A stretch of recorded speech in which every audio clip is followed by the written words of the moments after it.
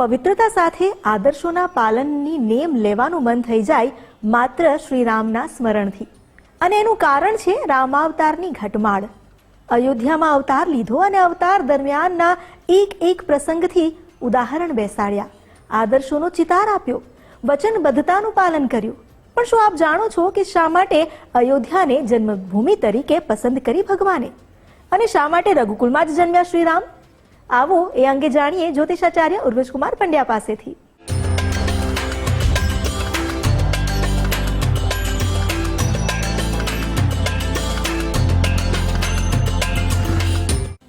રામ રામેતિ રામેતિ રમે રામે મનોરમે સહસ્રનામ તત્તુલ્યમ રામ નામ વરાનને નમો નમઃ. તમારા બધાનું સ્વાગત કરું છું આધ્યાત્મિક મહાશક્તિમાં. આજે રામનવમી એટલે કે ચરિત્ર, ઉદાત્ત ચરિત્ર, શ્રેયસ્કર ચરિત્ર, મર્યાદા પુરુષોત્તમ એવા શ્રી રામનો જન્મદિવસ. તો ખરા અર્થમાં આજે આ શબ્દને વિચાર કરીએ તો આપણને સમજાય છે કે આ શબ્દ એ છે જે જન્મ સાથે પણ હોય છે, જન્મના પછી જીવન પર્યંત પણ હોય છે, સવારની શરૂઆતનો પહેલો ઉદ્ઘોષ પણ હોય છે અને મૃત્યુના સાથેનો જે અંતિમ ઘોષ છે એ પણ આ શબ્દ એટલે કે રામ શબ્દ છે. અને મૃત્યુ પર્યંત જ્યારે તારક મંત્ર રૂપે ભગવાન સાંબ સદા શિવ મંત્રનો આરાધન કરાવે છે એ પણ શબ્દ કોઈ હોય તો એ રામ છે. તો આ રામ શબ્દને ખરા અર્થમાં જો વિચાર કરીએ તો આપણને મળે છે મર્યાદાનું, એક ચરિત્રનું, સતમાર્ગનું સંપૂર્ણ સ્વરૂપ એટલે ભગવાન શ્રી રામ. પણ વિચાર એ કરવાનો છે કે રામ જન્મે ક્યાં?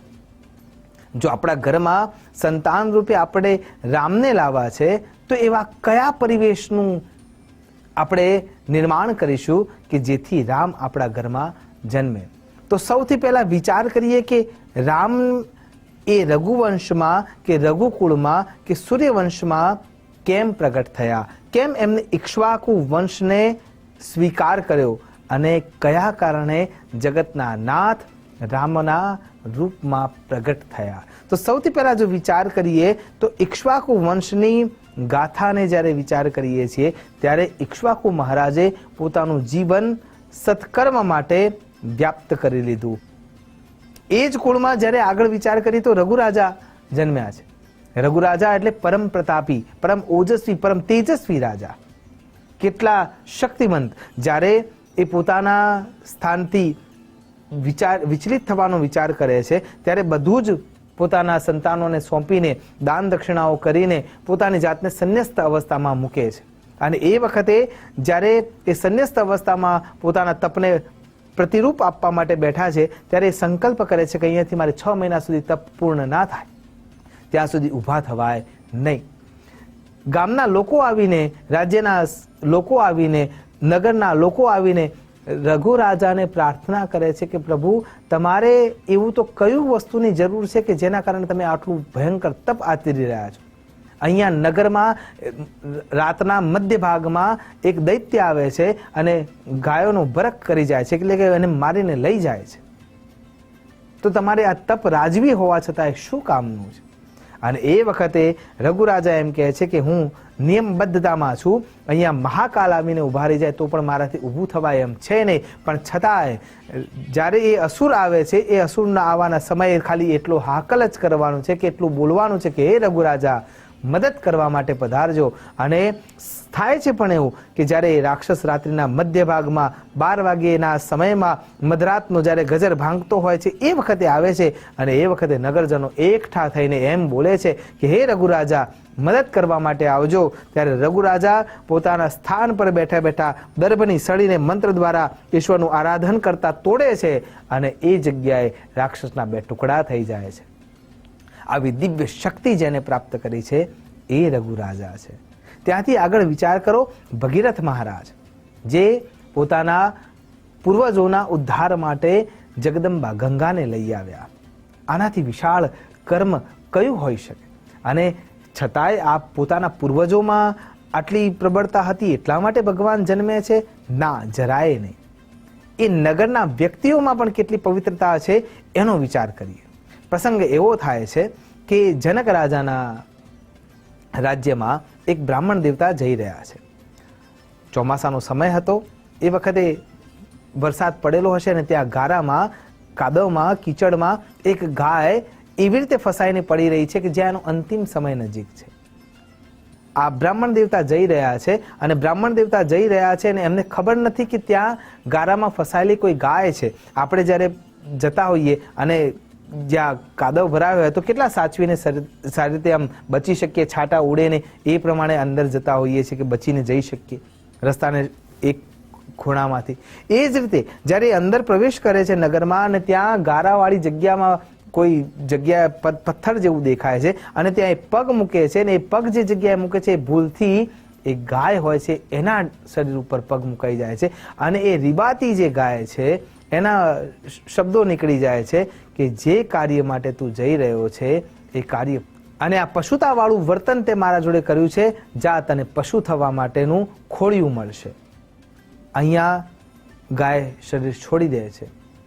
બ્રાહ્મણ દેવતા ત્યાંથી આગળ વધી જાય છે અને જેવા આગળ વધી જાય છે અને પોતાના સાસરે જઈને, એટલે કે જનક રાજાના રાજ્યમાં એમનું સાસરું છે, ત્યાં જઈને વાત કરે ત્યાં સુધીમાં તો એમનું શરીર પશુમાં પરિવર્તિત થઈ જાય છે.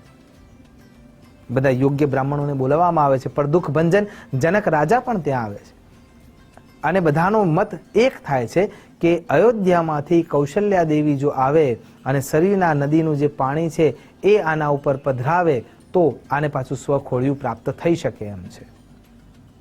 બીજો કોઈ રસ્તો નથી. પરદુખ ભંજન જનક રાજા અયોધ્યામાં સમાચાર પહોંચાડે છે. માં કૌશલ્યાજી આવવા માટે તત્પરતા દેખાડે છે. માં કૌશલ્યાજી સરયુના કુંડનું પાણી ભરાવી અને ત્યાંથી નીકળી રહ્યા હોય છે ત્યારે પ્રમુખ દાસી એમ કહે છે કે માં, તમારે તો રાજકાજના કાર્યમાં આટલી વ્યસ્તતા હોવાના કારણે થઈને કેટલાય પ્રકારના પરામર્શ આપવાના હોય છે, તો આટલી વ્યસ્તતામાં તમે ત્યાં જાઓ એની જગ્યાએ હું જઈ આવું તો ના ચાલે. આ લોક રામાયણોમાં સ્થિર થયેલી ઘટનાઓ છે. તો ઘટના આગળ વધે છે.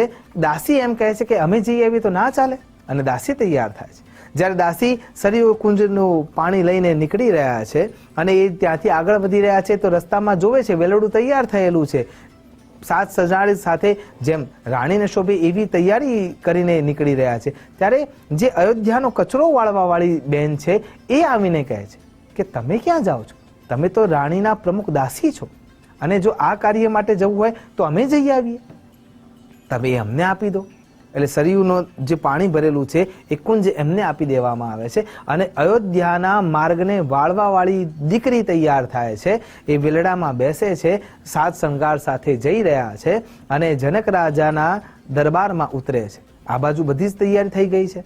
જનક રાજા પૂર્ણ રૂપે તૈયાર કરીને બેઠા છે કે માં કૌશલ્યાજી આવવાના છે. પણ પછી ખબર પડે છે કે આ તો દાસીના પણ દાસી આવ્યા છે. પણ જનક રાજાને એવો વિશ્વાસ છે કે અયોધ્યાની દાસી આવે તો પણ એમાં રહસ્ય હોય જ. અને એ દાસી આવે છે જે પશુ પ્રાપ્ત થયેલા શરીર સાથે એ બ્રાહ્મણ દેવતાનું જે ખોળિયું બદલાઈ ગયું છે એ ત્યાં બાંધવામાં આવે છે. અહીંયા એ દાસી સરયુનું પાણી કૌશલ્યામાનું સ્મરણ કરીને એ શરીર પર પશુના રૂપમાં જે સ્થિર થયેલું જે પશુ છે એના ઉપર છાંટે છે અને તરત જ આશ્ચર્યનો પાર ના થાય એ પ્રમાણે એ પશુમાંથી બ્રાહ્મણ ફરીથી પોતાનું સ્વખોળિયું પ્રાપ્ત કરે છે. હવે વિચાર કરો,